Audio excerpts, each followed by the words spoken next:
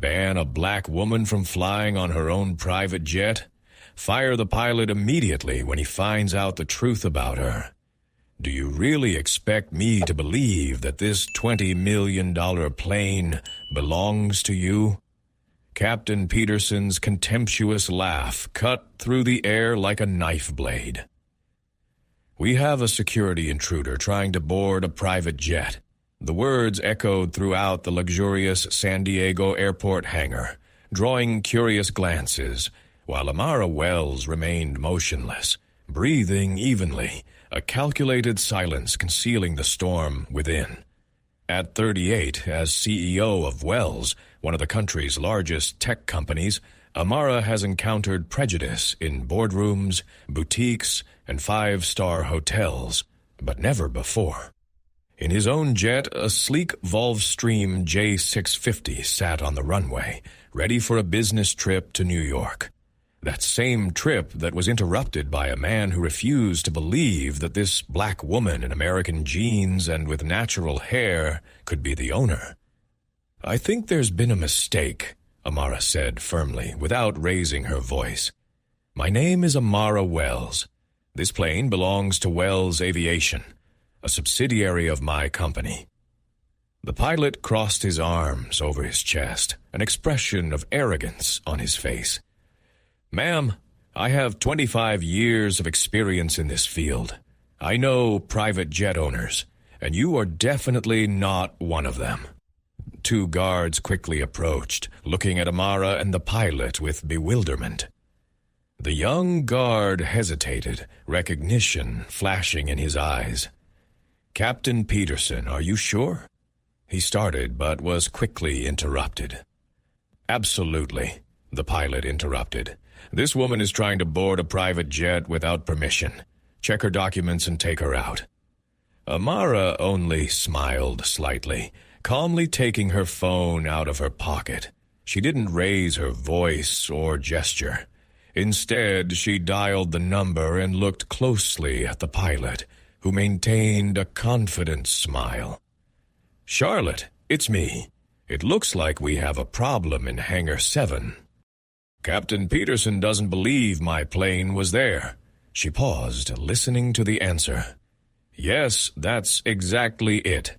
Can you solve this, please?" The security guards did not dare to detain Amara. Something in her posture, her tone, and her unwavering confidence made them wait. Just 2 minutes later, Captain Peterson's radio came to life. "Turson, this is Diana from the central office. Confirm that you're now with Ms. Wells." The pilot frowned and raised the radio to his lips. "I confirm. We have a woman claiming to be Amara Wells." But Captain Peterson was interrupted by a voice on the radio, now noticeably more official. "Ms. Wells, owner of Wells Aviation, who acquired our company 3 months ago. She is your employer." The pilot turned pale, moving his lips, but made no sound. The guards retreated, and one of them quietly apologized.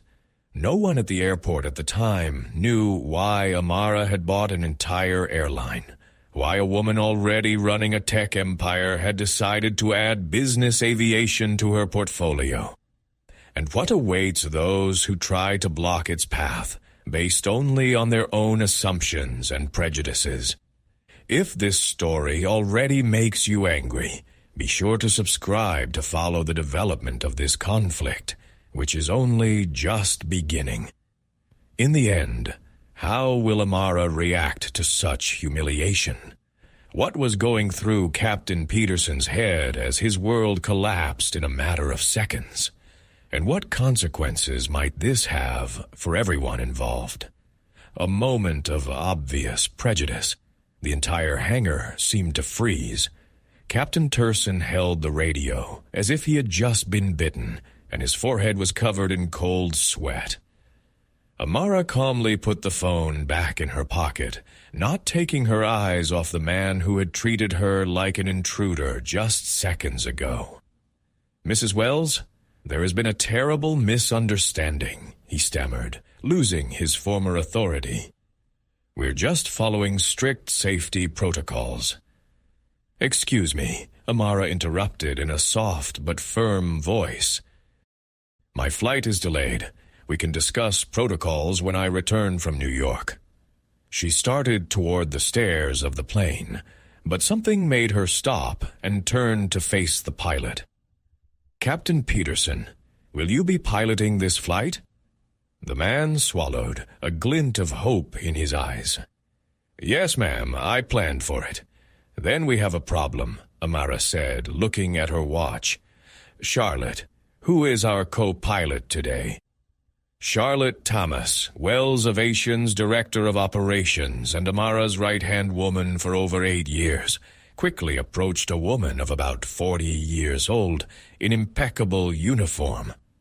"Captain Rivera is en route, scheduled to arrive in 10 minutes.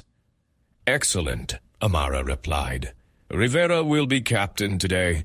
Find a replacement co-pilot." Peterson stepped forward, his eyes wide. "Ma'am, with due respect, I have 25 years of experience. I understand there was a misunderstanding." 25 years of experience," Amara repeated calmly. "And you were unable to recognize their own employer. Or maybe they recognized her but decided she didn't fit your image. The silence that followed was deafening. The guards looked at the floor, clearly uncomfortable. Charlotte stood motionless next to Samara, holding a tablet and already doing necessary things. "Please understand," Peterson tried again. His voice wavered between despair and restrained indignation. "I was just doing my job. I wonder how often that phrase is heard when people like me are banned, questioned, or humiliated in places that belong to us." Amara smiled. At that moment, Victor Lank, a corporate lawyer at Well Bashans, entered the hangar. He walked quickly across the hangar, tall, impeccably dressed, carrying a briefcase and a worried expression. Amara called him. "I just found out what happened. We need to talk. We have a meeting in New York in 3 hours. We'll talk on the flight," she answered calmly. Charlotte approached. "Captain Rivera will be arriving in 5 minutes. And I just received confirmation that Morgan is available as a co-pilot." Peterson's face paled even more. "Morgan Taylor, my former student and one of our best pilots," Charlotte added, not looking directly at Peterson. Mara nodded and began to climb the plane stairs. Victor followed her, looking nervously at the humiliated pilot. "This won't end well," he whispered to Namara as they entered the luxurious cabin. Victor added, "Peterson has a reputation. He's a personal friend of Justin Arman." Mara sat down, placing her purse next to her. "The CEO of the company before I bought it," she said. "I'm aware," Victor replied. "He will resist. He will talk about discrimination, unfair treatment. He will try to turn the situation around." Amara's eyes, usually warm, became cold. Let them try. Peterson was talking animatedly on the phone, gesturing, when Morgan Taylor entered the hangar. A young 32-year-old female pilot who trained under his supervision, with her equipment on her shoulder. What Turson didn't know was that while he was building his defense, Amara had already anticipated every move he would make. It wasn't the first time she'd encountered men like him who built walls around her and then accused her of trespassing. 3 months ago, during a trip to Paris, Amara was even treated as an escort by the flight crew. Despite the documents she presented, she was repeatedly asked, "Who is actually paying for this flight?" This silent humiliation was the last straw. Within 2 weeks, her lawyers began preparing documents to gain full control over the company. "What doesn't Peterson understand?" Victor asked, looking out the window. "I don't react to it," Amara replied. "I answer to every Turson I've met before." "So what now?" Victor asked, concern evident in his voice. Amara smiled a calm smile that didn't reach her eyes. "Now he'll know the difference between power and authority. He used to have authority, but only a few minutes ago. And I have power. Captain Turson was becoming increasingly agitated. He had just realized that his world was crumbling, but he still believed that he could save his place, his reputation, and his career. He didn't realize that by trying to stop Amara, he was not just making a mistake, but demonstrating the system that she intended to destroy at any cost. Would Turson be able to turn the situation around? What exactly was Amara planning to counter, not only him, but the entire system that allowed her to be treated this way? And how would the influential allies the pilot had already called for help react? A storm at Wells Aviation Headquarters. The Wolfstream G650 was flying at 40,000 feet, but a real storm was brewing at headquarters Wells Avian. Captain Peterson, still in the San Diego hangar, had no idea that his desperate call had set off a chain reaction threatening the entire company hierarchy. "He's gathering allies," Charlotte Amaria reported via a secure video call in the cockpit. "Armin has mobilized 3 senior managers and 2 experienced pilots. They claim you're orchestrating a witch hunt to replace experienced employees," Charlotte continued. "These are not my words, but theirs. Several appointments without proper qualifications." Victor turned pale, but Amara only smiled slightly. "They took the bait faster than we expected," she replied, looking at her watch. "How much time has passed?" "Saved?" Charlotte asked. 20 minutes, Amara replied. Armand called an emergency meeting of the board of directors via video conference. They said the decision to fire Peterson was hasty, ill-considered, and potentially harmful to the company's interests. Morgan Taylor, now piloting the plane, called on the intercom. "Ms. Wells, we are ready to begin our descent to New York. Also received an unusual message from Captain Peterson. I'm sharing it with you." "Please," Amara replied, turning on the speaker phone. "He's going to send the board of directors a dossier proving that I was promoted beyond my capabilities because of diversity quotas. He suggested that you advocate for my reinstatement for the sake of the company's safety." Victor covered his face with his hands. This is getting out of Amara's control. Turson isn't just fighting for his place. He's mobilizing the entire old guard against you. "Exactly as predicted," Amara said calmly, which puzzled Victor. "Charlotte, activating the Phoenix protocol. Phoenix now." Charlotte nodded and hung up. Victor looked at her boss in bewilderment. "Phoenix protocol? What is this?" "The reason I bought Wells Aviation," Amara replied, opening her laptop. "And the reason why, for the last 3 months, I have pretended not to know what is going on behind the scenes of the company." A presentation titled Wells Aviation Restructuring appeared on the screen, eliminating systemic discrimination. Victor's eyes widened as he saw dozens of reports, data, testimonies, and evidence carefully organized. "Are you serious? You planned all this? Not just this one incident," Amara explained, her eyes still glued to the screen. "But I knew that something like this would happen sooner or later. That's why I kept my distance after the seizure of power and rarely met anyone in person. I wanted to see who would perform when there was no direct control." At that moment, Charlotte returned to the video call, now with a team of 5 people, including the head of HR and the CFO. "Amont is in contact with the board of directors," Charlotte reported. "They require your presence to clarify the incident." "Excellent," Amara replied. "I'm ready." The screen split into several windows, showing the faces of the executives, mostly white men, with expressions ranging from concern to barely concealed outrage. In the center was Justin Armin, the company's former CEO. A strong man with straight hair and a commanding posture. Mrs. Wells, he began in a condescending tone. We understand that there has been an unfortunate conflict with one of our most experienced pilots. The board is concerned about the hasty decisions being made. Captain Peterson has 17 harassment complaints over 8 years, Amara interrupted in a crystal-clear voice. 5 complaints of discriminatory behavior were dismissed without investigation. 3 qualified pilots. Every woman, black or Hispanic, was rejected after interviewing him. There was a deafening silence. Armin blinked, clearly shocked. How? He asked. And you, Mr. Armin? Amara continued mercilessly.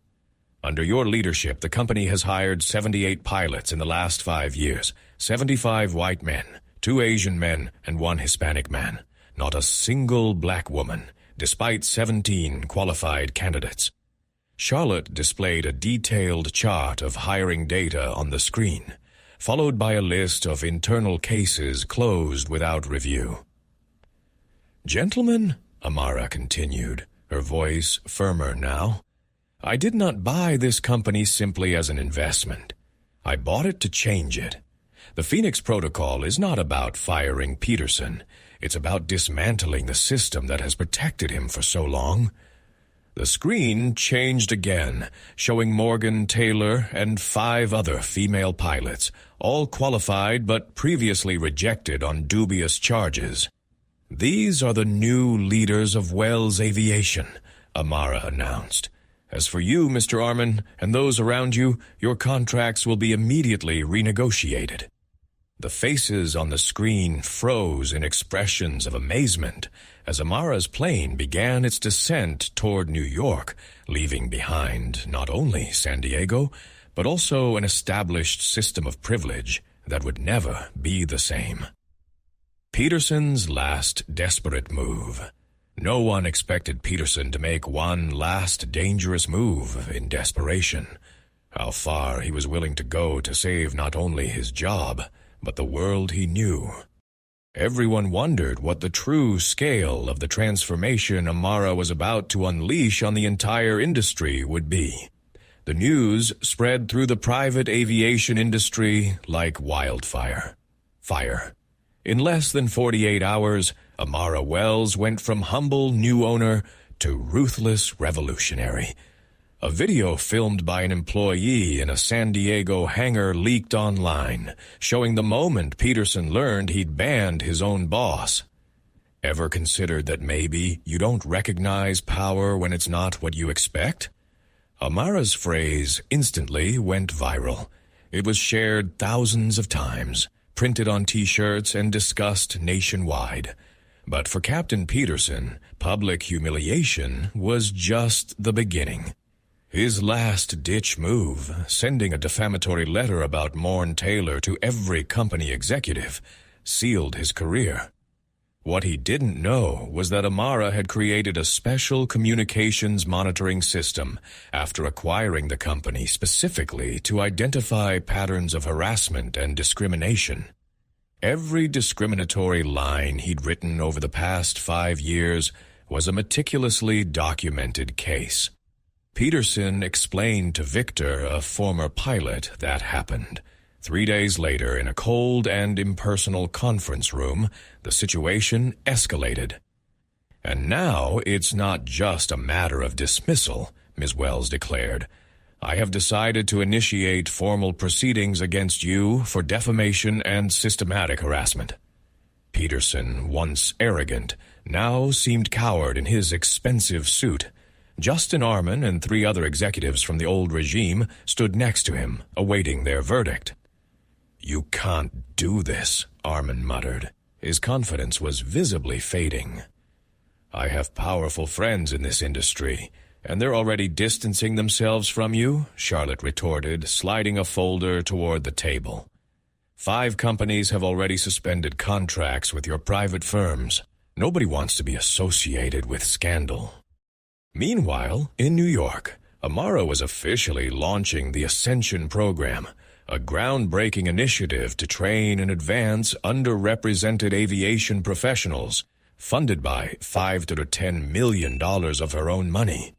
Standing alongside her were Morgan Taylor and 12 other experienced female pilots who had been systematically ignored or undervalued throughout their careers. "We're not asking for favors," Amara said to a room full of journalists and industry leaders. "We demand equal opportunities, the same ones that have always been freely provided to people like Peterson and Armin." Backstage, Morgan approached Amari, holding back tears. "When I started flying, my mother, the first black woman in her unit, told me I'd have to work twice as hard to be considered half as valuable as the other pilots. She was wrong. I had to work 4 times as hard." Amara smiled and gently squeezed the young pilot's shoulder. "This program isn't about place. It's about fairness, about righting what's always been wrong." 6 months later, Wells Aviation had been transformed. The old offices, decorated with photos of airplanes and former executives, now showcased an image of a diverse team at work. The company hired 62 new pilots, 41 women, 17 of them black and Hispanic. Safety records improved, customer satisfaction soared, and profits increased by 23%. As for Turson, his name became a negative example, cited at conferences on workplace equality. After a series of lawsuits, he was unable to find work. Not a single reputable airline. Armin and his allies were forced to retreat. Their reputation was forever tarnished by leaked emails revealing years of discriminatory remarks about employees. One particularly sunny day, Amara boarded her private jet for a flight to Tokyo. At the gate, she was met by the new captain, Elena Vega, 48 years old, with 20 years of experience, and as yet, no official awards. "Welcome aboard, Ms. Wells," Elena said with a professional smile. "Thank you, Captain Vega," Amara replied, smiling back. "How is your son doing at university? Medicine, right?" Elena's eyes widened momentarily, then softened. "Yes, 2nd year. He was very proud when I got this job." Amara nodded and headed to her usual seat. What Peterson and so many others never understood, true power does not come from putting others down, but from lifting them up. Not from building walls, but from building bridges. Bye. As the plane rolled down the runway, Amara looked out the window and saw the Wells Aviation hangars in the distance. The new sign now bore a motto taken from words her grandmother often repeated. "The sky has no limits for those with wings, and everyone deserves a chance to fly." If this story touched you, don't keep it to yourself. Share your experiences in the comments and subscribe to receive more stories like this. True change happens when we stop accepting discrimination as a given and start building the world as it should be.